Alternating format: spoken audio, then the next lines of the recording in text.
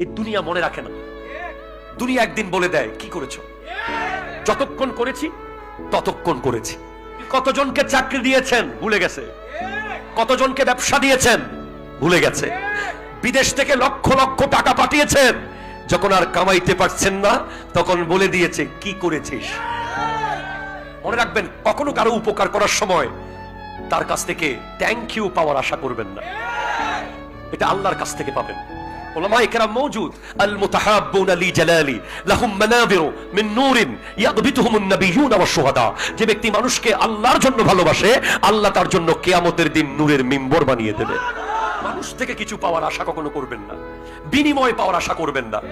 একমাত্র বিনিময় পাওয়ার আশা করবেন কার কাছে? আল্লাহর কাছে। আপনি যে একটা যাররা একটা অনুপরিমাণ নেক আমল করলেও আপনার রব সেটা আপনার জন্য অত্যন্ত সুচারুরূপে সুন্দরভাবে কিয়ামতের মাঠে কুদরতের স্ক্রিনে দেখিয়ে দেবে।